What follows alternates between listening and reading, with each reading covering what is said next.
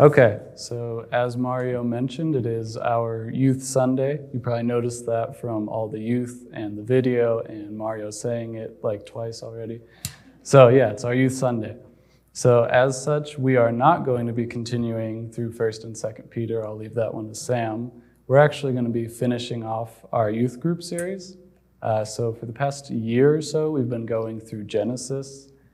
We decided to do it a chapter at a time, not thinking ahead about how long Genesis is. So we have been spending a long time going through it. And we have finally arrived at the end of Genesis with Joseph's life. And we're actually preaching out of the final chapter of Genesis, Genesis 50. And we will see the recurring theme through Joseph's life and through this chapter that really a posture of humility allows us to be very well used by God as his people. But before that, would you just join me in prayer and just asking that God would move through this service? Lord, we thank you for the opportunity to all gather here today. We just thank you for the privilege to be here as your body and for the privilege to be here just to learn more about you, Lord. I pray that your Spirit would just move through us today. I pray that this service would be glorifying to you and honoring to you, Lord. I just pray that you would guide and direct every aspect of the service and that you would bless the fellowship as well and just glorify yourself today, Lord. Amen. All right, so everyone's heard the story of Joseph, but I'm going to give you guys a quick little recap. Specifically, so Joseph was 17 when he was sold into slavery, so just keep that in mind that the first 17 years, okay, and then there's a 13-year period where he's sold into slavery by his own brothers. He is falsely accused by his master's wife and thrown into prison. He actually helps people in prison and asks them to remember him and get him out of prison. They forget him. And then he spends an extra 2 years in prison because of that. So Joseph isn't exactly he's had some rough times, and those are all the chapters we're focused on so far. Mario's joked that we focused more on the gloom aspect of our series, Gloom to Glory, than the glory. But yeah, so Joseph went through a lot. And where we're picking up in Genesis 50 is actually the end of his life. So he's been redeemed. He's in this powerful state in Egypt. His brothers have actually come to Egypt. They've apologized. Everyone's made up, whatever, But we're picking up in Genesis 50. And earlier in Genesis 50, Joseph's father, Jacob, actually dies. And so his brothers, because Jacob dies, his brothers are fearful because at the time it was customary that no matter what your family did to you, you forgave them out of respect to your father. And so Joseph's brothers, they were like, yeah, Joseph forgave us, but they had a safety net because their dad was still alive. And then their dad dies and they're like, Joseph's going to kill us. We got to go. We got to apologize again. We got to offer ourselves as servants. They are fearful. And so that's where we pick up in Genesis chapter 50. If you guys want to turn there, you're welcome to. It's also going to be on the screen. So this is Genesis 50, 18 through 20. His brothers also came and fell down before him and said, "Behold, we are your servants." But Joseph said to them, "Do not fear, for am I in the place of God? As for you, you meant evil against me, but God meant it for good, to bring it about that many people should be kept alive as they are today." So, if you guys will recall the first aspect of Joseph's story, it was actually his brothers who sold him into slavery. And so it could be argued that his brothers kind of set off his whole cycle of suffering. And so they were walking into this engagement fully ready to, at the very least, be punished, but they were probably thinking Joseph would, in all his power, would just kill him outright. But he didn't. He responded, and he responded very humbly. I'm going to reveal pretty early on here that the theme of Joseph's life is humility and faith. And so he responded very humbly. He literally says, "Am I in the place of God?" And so we're going to look at that. Why could Joseph respond to his brothers in this way when the alternative was justified? Again, they didn't have that safety net anymore. And so Joseph's brothers, they were like, yep, if he wants to kill us, he can kill us. Their culture would have been like, yep, he wants to kill him, kill him. So why was Joseph able to respond this way? So I'm going to reread verse 19 for you. Joseph said to them, "Do not fear, for am I in the place of God?" Now, this is very important. It's, a simple verse, but Joseph saying, "Am I in the place of God?" One, reveals that his forgiveness to his brothers is purely from a place of humility. He is forgiving them not just because he's a nice guy, it's humility. He understands this kind of hierarchical, he can't make it better. He can't set things right just by being angry with them. It is his humility that allows him to forgive them in that way. And two, the specific, am I in the place of God?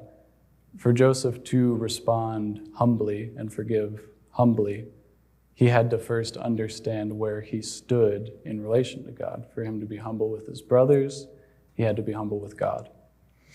And so that's kind of the central idea here is like, how do we be humble with God? How do we humble ourselves before God?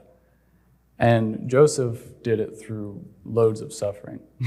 Like, God used suffering in Joseph's life to humble him time and time again.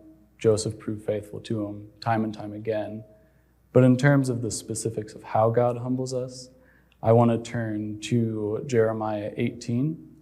So if you guys want to turn there, you can.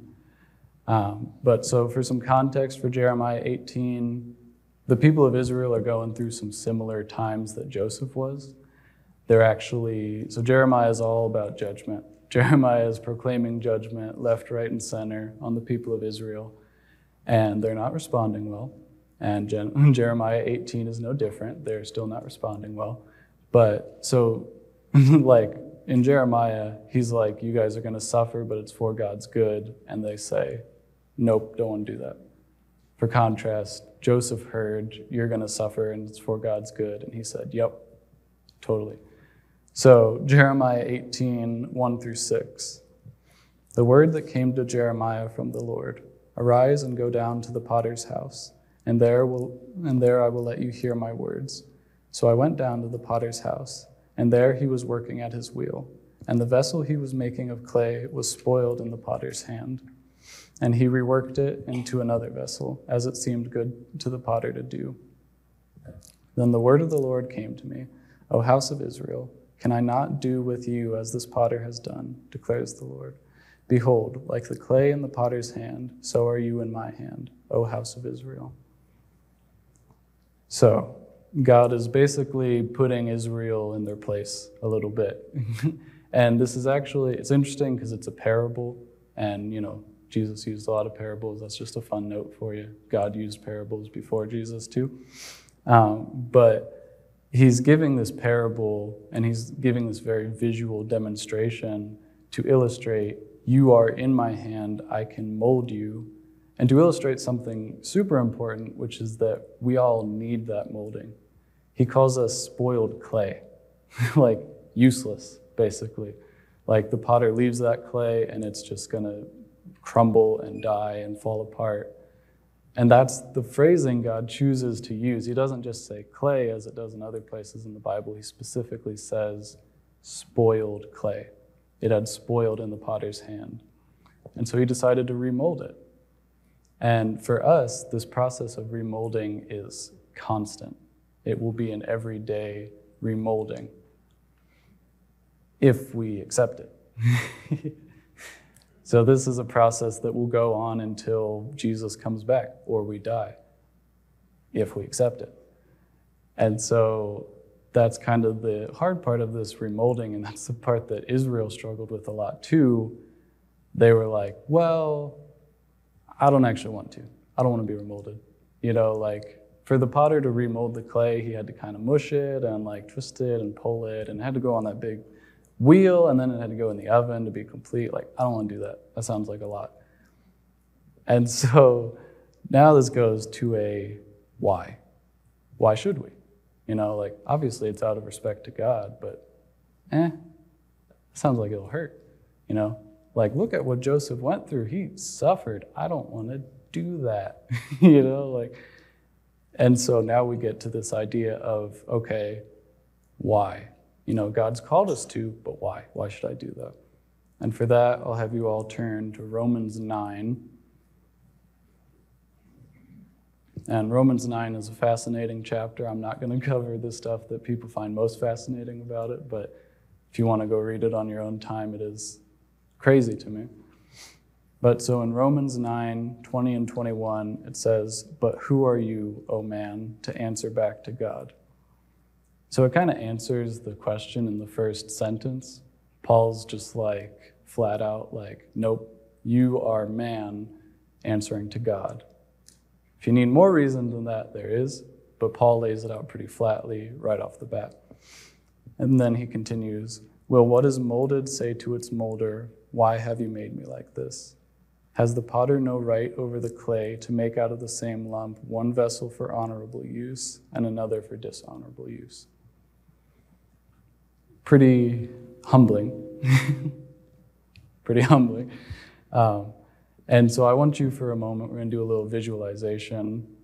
Like, I want you to imagine, I don't care if you're good at arts and crafts, I just want you to imagine making some pottery, right? You've got the clay in your hand, you're molding it, you're twisting it, doing whatever you got to do, you got it on the wheel, and the clay just looks at you with its little clay eyes.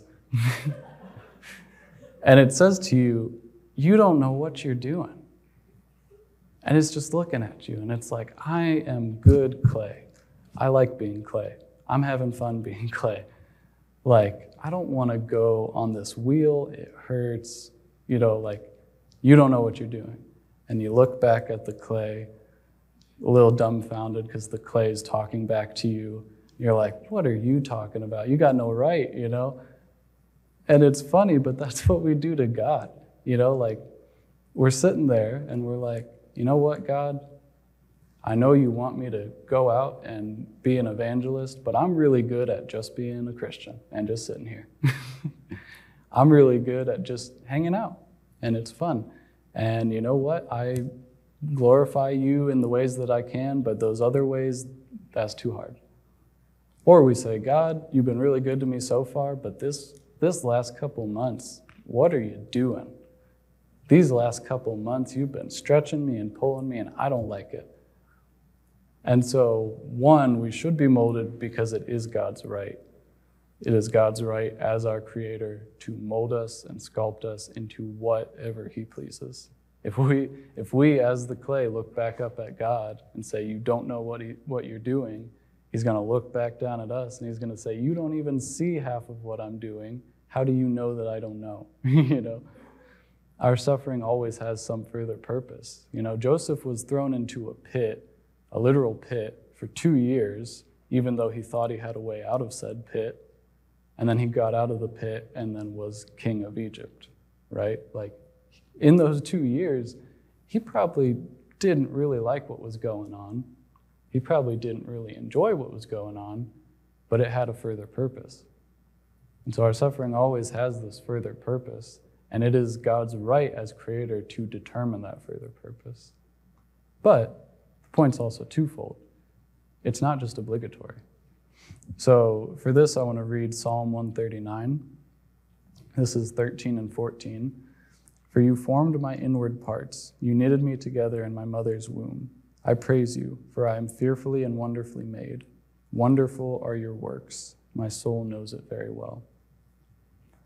So the writer of this psalm is basically saying, God, you did a great job. You made me. That's beautiful. Like, you have created me, molded me. And so it's God's right to create us, to mold us, to do whatever He wants with us. But it's also our privilege, right? I want you to imagine that same lump of clay. What looks better, the lump of clay or the finished product, right? If we just left lumps of clay everywhere, it'd just be trash. Like, it just gets thrown away. And so the finished product is what we're after. It's the beauty. The clay is not beautiful yet. It's clay. The pot that you make the clay into, depending on, if you're a good potter or not, that's the beauty. And so it's the clay's privilege to be sculpted by a good potter. And we, again, not to get too metaphorical, but we are the clay, and we're being sculpted by a good potter. And so the response to the whole, it's painful, it stretches, it pulls, it burns. I like to imagine the clay in the oven, like, holy cow, what's going on? Like, the response to that is that it's God's right and it's our privilege. And again, imagine Joseph, right? Joseph was in it. He was deep in that suffering, like familial suffering. His brothers threw him in a pit. Like, he was deep in that suffering, deep in that sorrow. He was being stretched, being pulled, all so that at the end of his life, he could sit there and talk to his brothers and say, you know what? I'm not in the place of God. I can't make it right. I can't punish you justly. I can't ask anything from you that would correct everything. Only God can do that. And God already has. In the story, God used Joseph's suffering to preserve life. You all remember the famine, like we've talked about a few times, but in that chapter, the famine is talked about as if it would destroy the world if Egypt hadn't correctly managed their food. Like, Joseph's suffering saved lives. And he knew that because he trusted God with it. And so this brings us back around to Joseph, because it's probably the most popular verse in Genesis, but it points very well what his mindset was. And it's chapter 50, verse 20. It's when he says, "As for you, you meant evil against me, but God meant it for good, to bring it about that many people should be kept alive as they are today." So again, Joseph trusted his hardships with God. He trusted them to God. He knew that they were hard, and he knew that it was meant as evil against him. Don't mistake that he points it out for what it is. He doesn't say, you know what? That was whatever, God used it for good. He says, that was evil. What you did was evil. Threw me in a pit, didn't like it, all right? Don't do it again. But God used it for good. And again, this is what he uses as his, I'm not going to punish you. I'm not going to act against you. Because Joseph knows that he can't use evil for good. God can. He can't step up there and say, you know what? I'm going to take this thing that you did, I'm going to make it right. No. He knows that God already did make it right.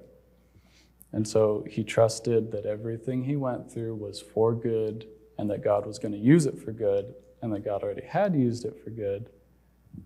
And so this is where we get to that main theme, that a correct posture of humility, that's what allows us to be used by God for the best. Right? So instead of sitting there and saying, I'm good where I'm at, like mold someone else, no. God can use you where you're at or where he wants you to go, because he's God. And he can use anything, right? And so that correct posture of humility allows us to, instead of saying to God, why are you doing this? This is going so poorly. You don't know what you're doing. It instead allows us to look at God and say, okay, I trust you. You've used these things for good in my life, in other people's lives. I trust you. Mold me. And that doesn't mean it's going to hurt any less. I want to emphasize that a little bit. Like, Joseph still suffered like nobody's business, and so did other people in the Bible, even though in the end it came for good. That suffering is real, and it is vivid and it is painful, but when we trust it to God, it is not meaningless. Suffering can be a lot of things, but in the Christian life, it's not meaningless. And that's a beautiful thing. It's a beautiful thing to cling on to. And so, again, Joseph's posture is what spurred all of this. Not just, it is a posture fueled by faith, it is a posture fueled by his humility, it is a posture fueled by his pursuit of righteousness. He wanted to do everything to glorify God.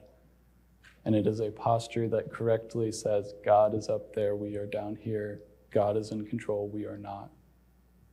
Right? It's not human humility where you're just downplaying yourself a little bit and then you're like, done and dusted, right? Like, oh, not that good, don't worry, I'm humble. Once heard someone say they were the most humble person they knew. And I was like, no, it's not humility. But that's what we've turned it into, right? That's human humility, is I'm not better than you. That was super humble of me to say that. Please applaud, right? That's not humility. Humility is in our actions, in our responses. And for our humility to be truly, truly God-honoring, our humility doesn't need to be just about the other people. It needs to be first and foremost about God. And so please, if you're going to take away anything, take that away. Not the joke, but the actual image, right? Like, don't just be humble for the sake of humility. Don't be humble for the sake of, social awkwardness. Don't want to brag. Be humble because God is in control of everything, and God is your creator, and it is your privilege to be humble for him and to let him mold you. And so, this brings me to another point that is very apparent in Joseph's life, and that is that Joseph's humility allowed him to see God working through that suffering. So like I said, suffering is real and vivid and brutal, but for us to be able to see God working through it is such a help, and it's so encouraging. And Joseph was able to do this. Again, he was in terrible places, and he still remembered God. When he comes out of the pit to interact with Pharaoh, the first thing he says is, well, I can't interpret your dream. God can. He points it back to God immediately. After he'd been left in the pit for 2 extra years, thinking that that was his way out. And he still gets out, and he says, nope, it's not me, it's God. Right? He was like, that suffering, that was for God. God was moving through that. God was working through that. That's how I move forward. God. And that's how we can move forward, so that we can walk out of a point of suffering and they can say, man, how did you get through that? That looked like that really sucked. And you can say, it did. But God was there. And you know what? God's here right now. And you know what? It was all for God. And it's still, right now, all for God. So, yeah.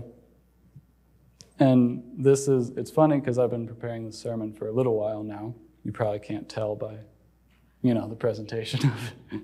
But I've been preparing it for a little while. And as I was preparing it, things just kept happening at work where I started getting all prideful, like preaching about humility, of course, pride comes up. And so things would just keep happening at work where I'd be sitting in the car about to go into work and I'd be like, man, these people do not respect me. They don't care. Like I deserve better than this. I'm going to tell them I'm looking for other jobs. I'm going to scare them. Like they need me. And I'm just sitting there in the car and I'm looking, because I'm about to send my sermon to Sam and Mario, and I'm looking at my sermon, having these thoughts. And I'm like, oh, this is every day. That coworker who disrespects you?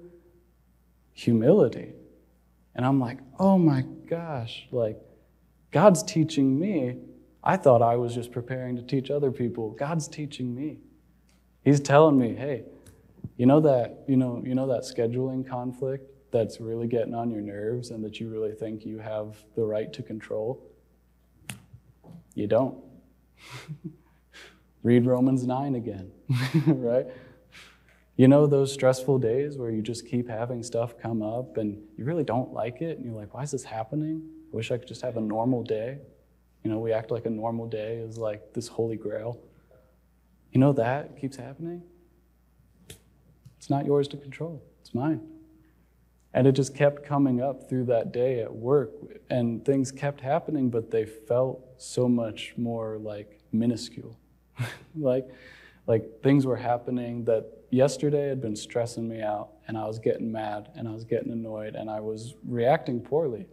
And then that day it was happening, and I was like, you know what? The grand scheme of God and eternity, I'll let that one slide. That one doesn't matter.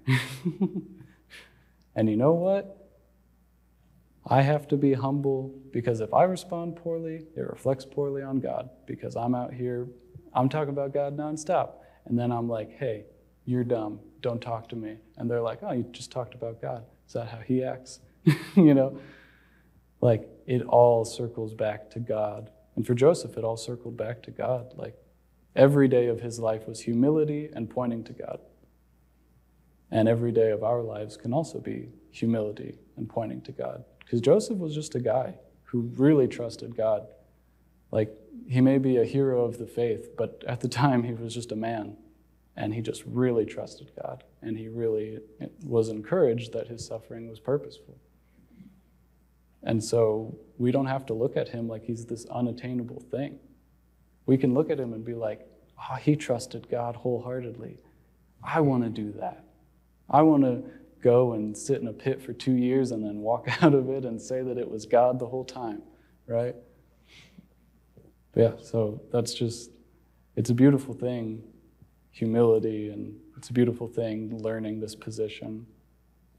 And again, I do want to emphasize that Joseph was just a man. I really want to emphasize that here we are trying to model Jesus. Like, that is the goal. And God's righteousness, that is the goal. Like, do not mistake a sermon about Joseph as be Joseph. Like, take it for what it is. We are all here to model Jesus. That is off topic, but I want to hammer that home. We are not here about Joseph. That's the story we're learning about. We are here for Jesus. So, as we bring this home a little bit, I want to encourage you all to go out and take that into your daily life, right? Take that idea of humility, especially with God. Again, like, it is great if you are humble with your friends and family and coworkers. Awesome. Do it with God first. Model it in your relationship with God, and then model it in your relationship with your family. All right? So, for this week, let's all, I want to encourage you all to read Acts 7. And you may be like, Acts 7, you didn't reference Acts 7 at all. That's because Acts 7 is basically a summary of all of Genesis and Exodus. It is Stephen, and he's preaching, and he goes through all of Genesis, and he points it to Jesus. And so you guys didn't get to participate in our whole year-long series, but you can actually participate in this. You could get a little recap. And so I encourage you all, read Acts 7, be encouraged by it, be encouraged by finding Jesus in the Old Testament, and then read Jeremiah 18. Be encouraged by this idea that we are in the potter's hands, and we are being molded and sculpted and worked. And I know that those all sound like bad words, and we don't like that, but be encouraged by it. Be encouraged by the fact that we are not in control and that God is molding us, and that we will come out as something far better than spoiled clay in the end. And then for your prayer, it's simple. Just use the Acts model in these chapters. But also, as you're doing this, be mindful to humble yourself. I've started praying with just more and more quiet time, just for God. Just humble yourself. Realize who you're talking to when you're doing it. You know, like, this is a very important aspect of humility with God, is understanding that when we approach him, we are approaching the holy, sovereign God of the entire universe. And so approach it with humility. Humble yourself. Be mindful of it. If you have to say, like, literally at work this whole week, I had to sit there and say, humble yourself. Like, it's hard. Humble yourself. If you have to say it out loud, do it. Like, get it in your head. And then for the do, I would actually call this a reflect, but find an area of your life where you are really tempted to resist God. You know, that area of molding that you're still pulling your little clay hand away from. Find that area. Ask him to humble you in it. And this goes back to the prayer part too. Like, if you pray kind of like, just asking God for stuff and then you're done, or you only pray over meals or stuff like that, be like, God, humble me in my prayer life. Help me to approach you, right? If it's evangelism and you don't want that stretch, go. Humble yourself before God. Pray for open doors through gritted teeth if you have to, right? Like, God will use whatever you say. And yeah, just humble yourself, be mindful of it. And again, do not be defensive with yourself as you're trying to find this area. Don't be like, well, that's excusable. Like, if you think it's excusable, pray about it. Humble yourself in it. But yeah, so if you would, join me in prayer as we close. Lord Jesus, I just pray for humility. I pray that you would humble everyone here just in their daily walks with you. I I pray that they would be able to walk humbly with your Spirit, with your person, Lord. I just thank you for the opportunity to learn lessons through Joseph's life, and I thank you for the fact that they point to you ultimately, Lord. And I just pray that we would be able to come with the same courage that Joseph had to acknowledge that all things are for your glory, Lord. We say all this in your holy name. Amen. Hey everyone, Pastor Sam here. Thanks for joining us for a Sunday sermon. If you're interested in more of the sermons from this series or some of our past sermon series that we've done, you can find them at discovercommunity.org under the sermon file. Otherwise, you can subscribe to this channel to make sure you stay up to date on all our content. Thanks for joining us.